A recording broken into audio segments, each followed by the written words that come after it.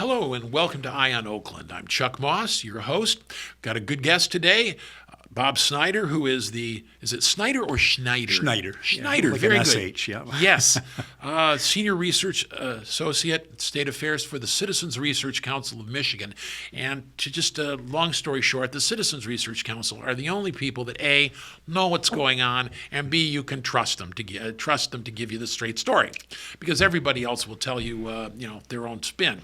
And yes, I did that too when I was there. So, welcome to the show. Thanks for having me. So, state budget, yeah.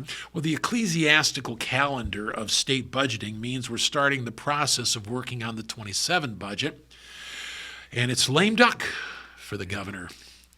Now, first up, as far as I remember, is revenue estimating. Yes. Yes, we've had an unpleasant surprise. What's that? So the state economists have to get together twice a year to try to set, hopefully objectively, how much revenue are we going to have to base this year's budget on. They met Friday, and our school aid fund's doing okay, but our general fund took about $1 billion downward adjustment from where we had projected it the prior May.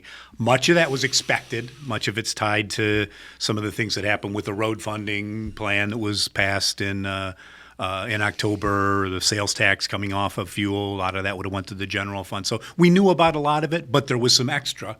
And we put out an analysis right after that Friday conference. We think from the general fund side, which is what funds Medicaid, our prison system, the universities, much of the budget, everything, much of the budget, with the exception of schools and maybe transportation, we're probably going to start out in about a $600 to $700 million hole.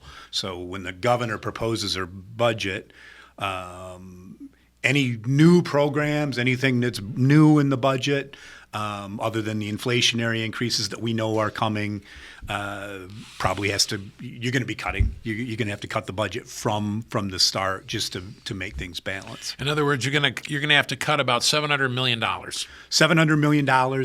So if you look at what was passed in October, plus we know there's going to be some increases in Medicaid costs. We got to pay state employees more. We got to pay more for our food assistance program due to some federal changes.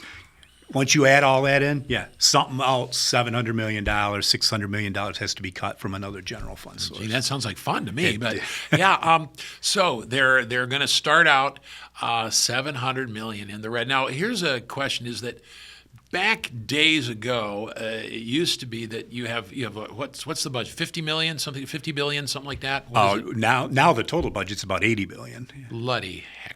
Okay, so 80 billion, but out of the budget, you only had 9 B for baby billion that you could really play with. The rest was all the feds. It was all spoken federal for. Money, transportation dollars that are dedicated. Yeah. So you only had, out of all that money, a little bit. How much is the play around amount now? The general fund's about 15 billion now. 15B just went back under 15 billion with these adjustments.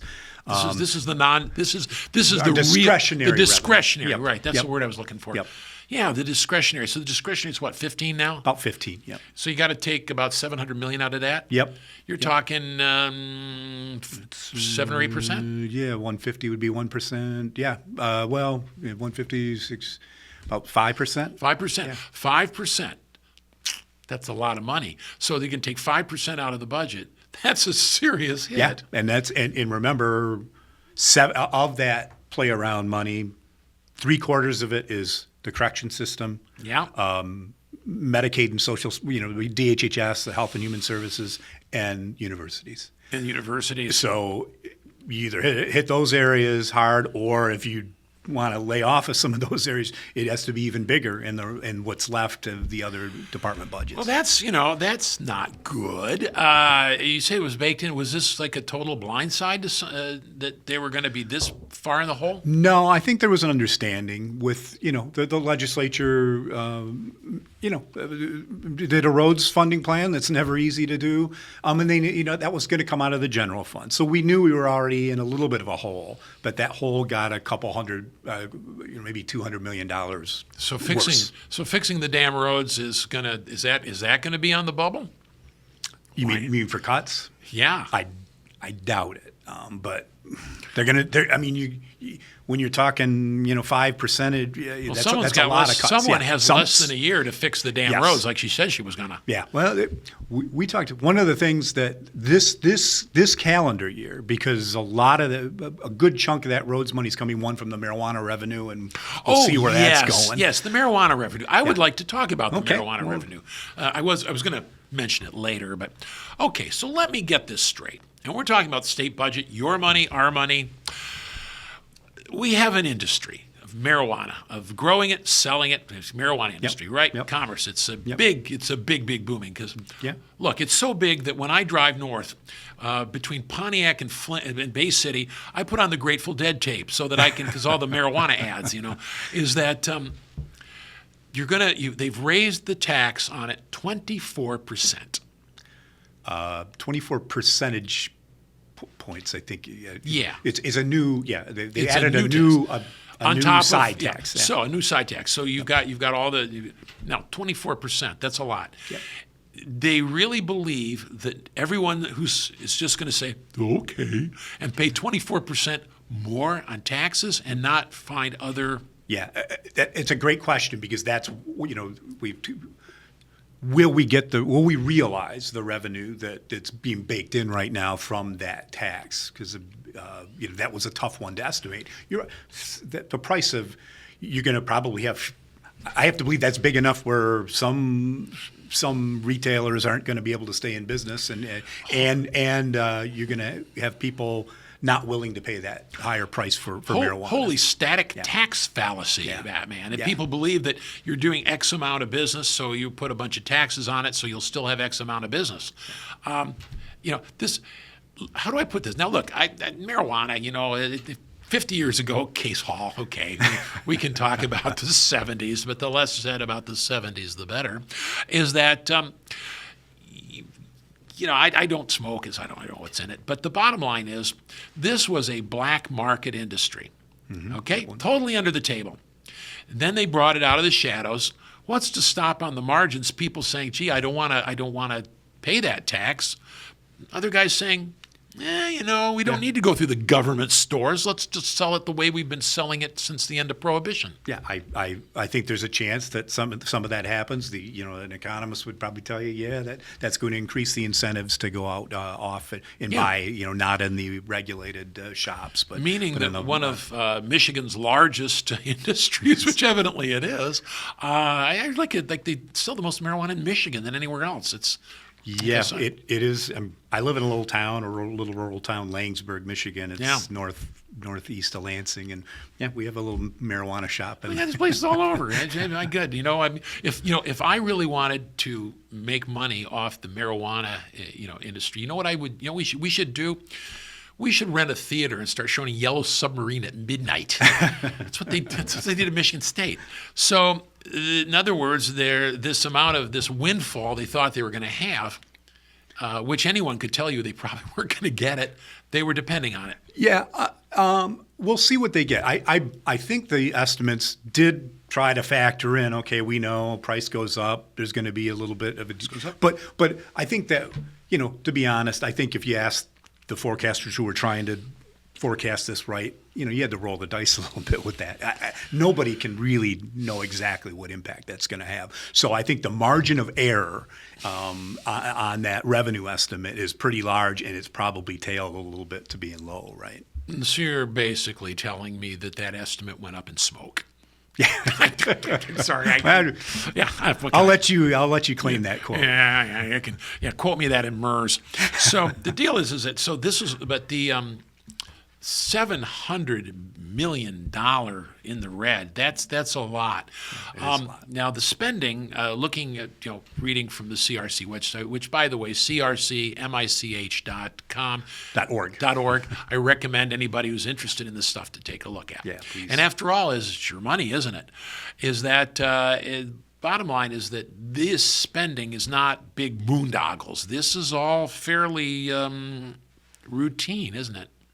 Yeah, you mean the size of the budget? Yeah. I mean, it's not like there's bridges trying to build a bridge to Wisconsin or something. Right. We we've had some areas that have grown. Affordable Care Act made its budget's bigger now because we have a lot of money, more money in for Medicaid. But yeah, it's been. It's the same stuff that we're funding year in and year out. If you actually, the size of the budget grew from, you said, it was $58 billion in 2018, I think maybe it was. And now it's $84 billion in this last budget. So that's a lot of dollar growth. But if you adjust that for inflation, or if you look at that relative to the size of our personal income, it jumped way up after COVID, but it's actually, believe it or not, it's actually back to the long-term trend of what the budget looked like back when you were chair. Wait, back in the old days, which it's like the fifth floor of the Capitol. That there's buttons that only go up so far, and we always said, "What's the fifth floor?" The fifth floor is where you get out and they're all wearing white shirts and little ties and talking to Governor Romney. What about so? They're just going to have to cut. I mean, are they going to? In the days of the great Governor Jennifer M. Granholm, she'd be talking tax increases. It was all about revenue increase. Is there any likelihood of that happening? Of revenue increases, tax hikes. It would be. The House has a Republican leadership right now. I just don't. I don't think that's on their radar. So I don't know how that happens. Ain't going to happen. Yeah. Well, I remember those battles well as well. 4-day shutdown, 4-day call of the House. It was good, so this really strikes me as, I'm not going to say, malpractice or anything, but if you're drawing up a budget and you end up with this big a hole, something wasn't right, or maybe, Well, part of it, once these necessary adjustments are made, because we do have a balanced budget provisions in our Constitution, so we need to keep our budget balanced. It's kind of maybe a 3-year problem before growth starts to get us kind of back on track. But you do need to make permanent cuts in the budget. One of the big things that makes it harder this year, and it makes that number, that 700, bigger than it would have been. Remember, we took that sales tax off of gas at the pump and replaced it with the motor fuel tax as part of a road funding plan to raise more money for road maintenance. Right. But in this last budget, that started January 1st, so it went January 1st to September 30th, 9 months. The next budget, it's going to be 12 months. So we have to, not only are other things happening, but we have to annualize that revenue reduction, which is making it gives us a double whammy that kind of spills into this fiscal year. They got rid of the fuel tax because they figure we're all going to drive electric vehicles, which that's not happening either. I'm certainly not. I want to get where I'm going and not have to stop halfway through.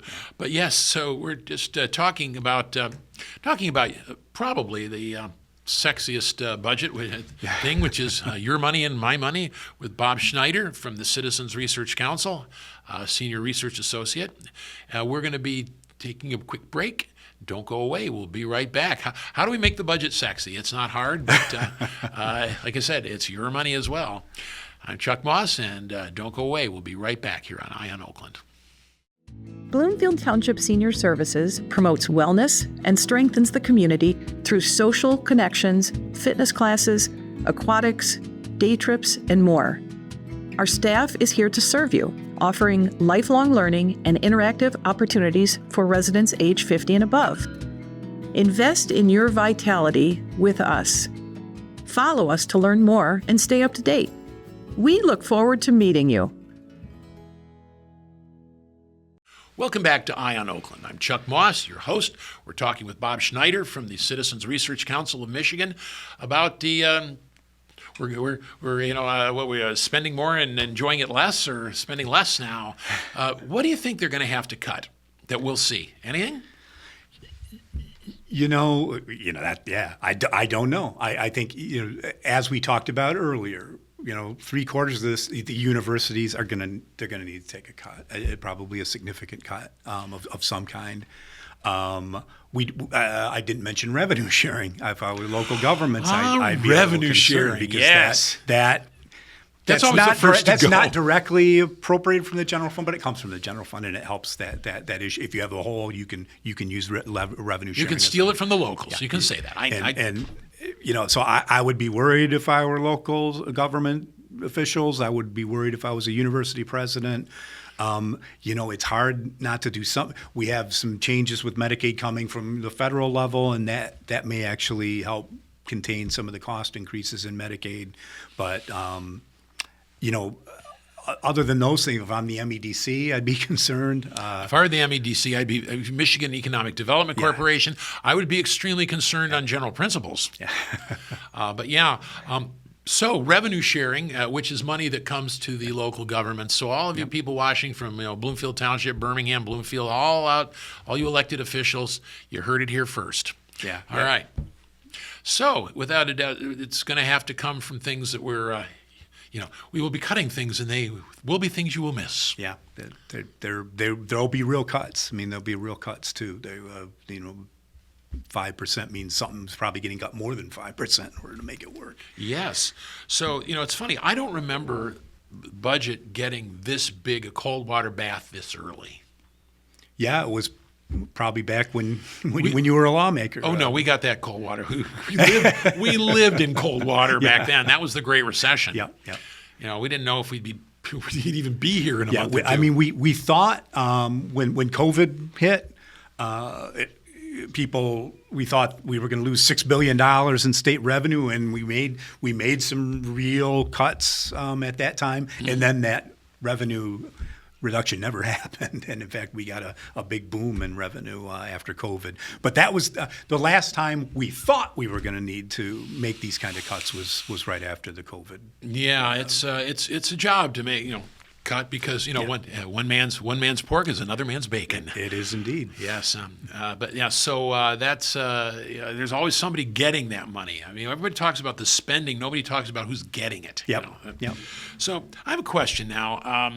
Maybe a little off subject, is that the House Republicans have their own DOGE, which is the group that Elon Musk did that looked all through the budget and found a lot of stuff. We'll just put it that way, that could be discontinued. I don't know if they're going to find it or not, but is there going to be any chance that we might be finding significant waste and fraud? No, we're not going to necessarily get Minnesota daycares, but anything like that?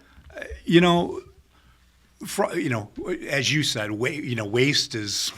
You can define it how you want. Each person's going to pork and bacon and what's a necessary public service and what's not. This last budget there was some real cuts, but they weren't. They were more focused on a lot of eliminating one-time appropriations from the prior year when you kind of look underneath the numbers. This one is going to need to be permanent cuts. I know the House Republicans. I'm sure they have a list of reductions that they were looking at. I would expect no less. Yeah, universities. Universities are probably going to take some kind of cut. If you remember last year, the original Republican plan was a greater cut to universities, and it didn't get the votes in there on the floor. So it just illustrates how, there are Republican and Democratic members in university towns. There are, so it gets hard to cut the budget when there are constituencies that you as a lawmaker, are answering to, right? Absolutely. Yeah. I mean, that is the system. Yeah. But colleges, colleges are under a lot of pressure, and they have been now for even before COVID. Yeah.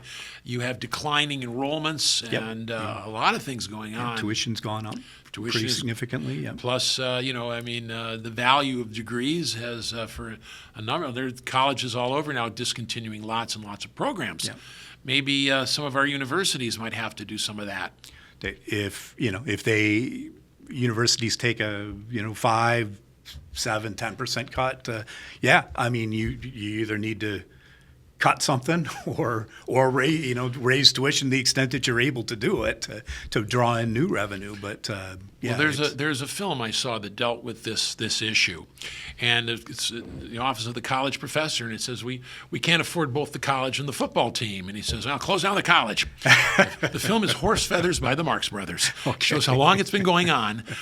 Yeah, so. It's there. Do you? I didn't see. At least, do you have a? Would you guys have a list of things that could be put on the chopping block or not? Or isn't that what you do? Yeah, we don't really. I think I'd speak. I think the Research Council, we're always we've always been a little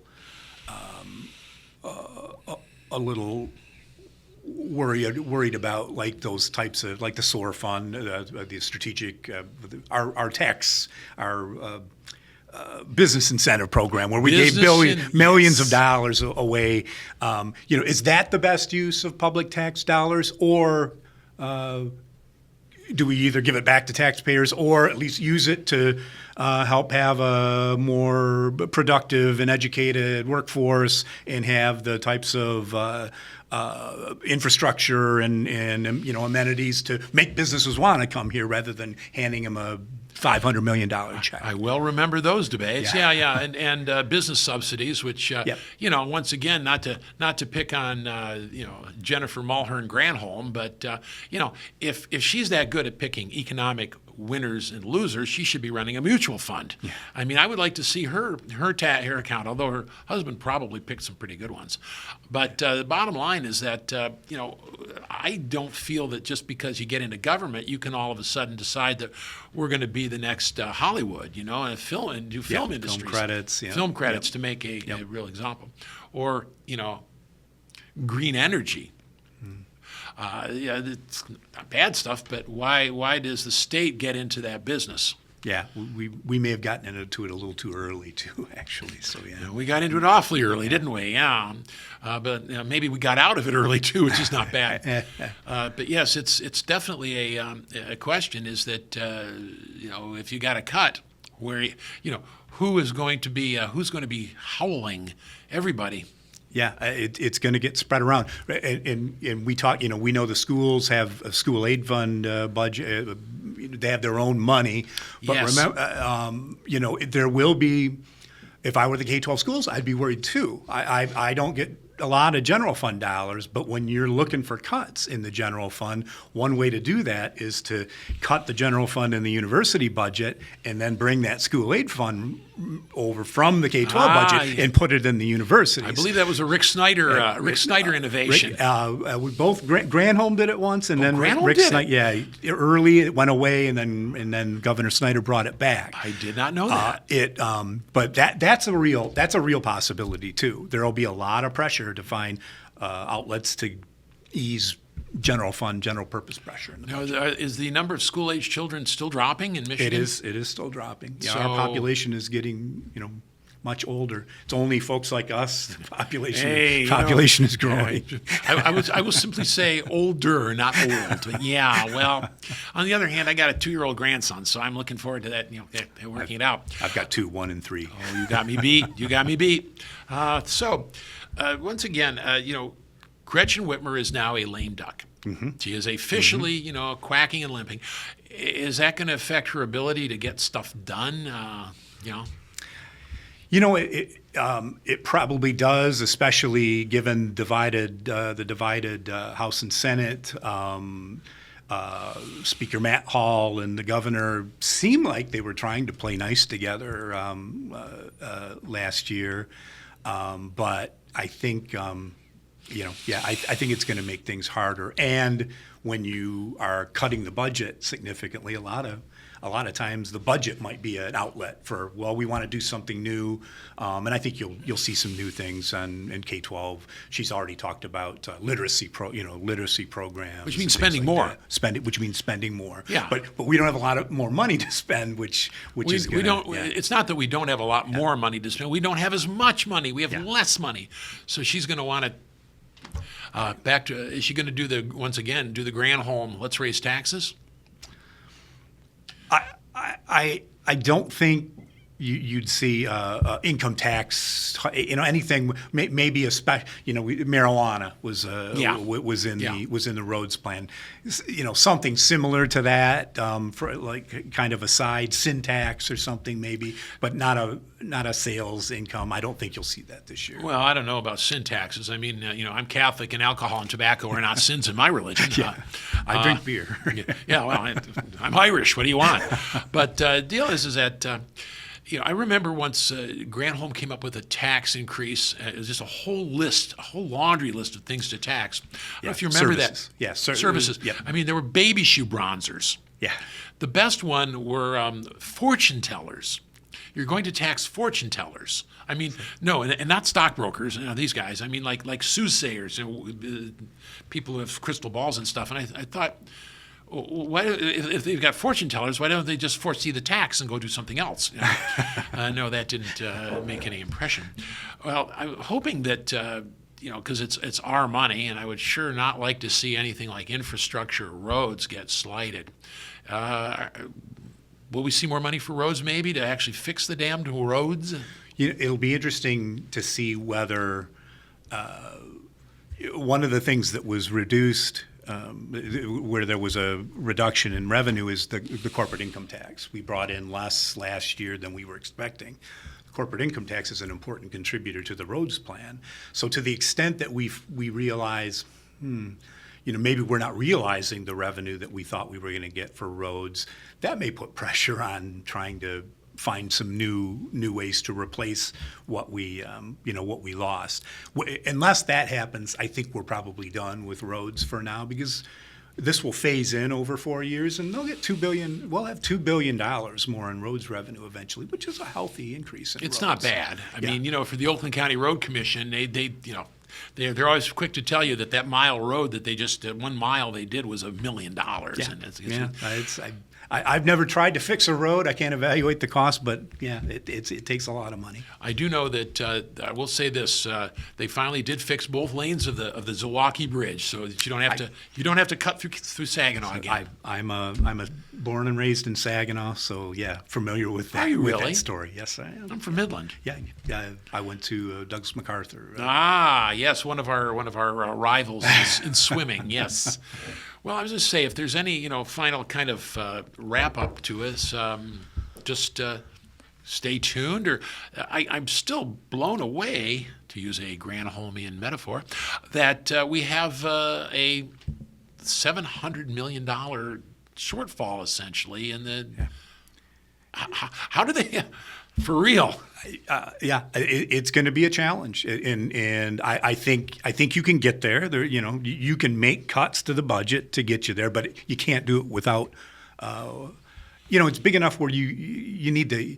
It's not like 5% across. You need to think about what are we going to get rid of. You can do a 5% cut to revenue sharing in universities, but you also need to say, look, we're doing this and. I don't know if we need to do whatever that is anymore. Maybe we just I think that's probably something every government should do every now and again anyhow. Yeah. Well, thanks for joining us. Bob Schneider from the Citizens Research Council of Michigan. Like I said, they're the only guys that A, know what's going on, and B, you can trust to tell it to you straight. I'm Chuck Moss, and you want to trust me? Well, let's just see. Hopefully you'll come back and join us again on Eye on Oakland.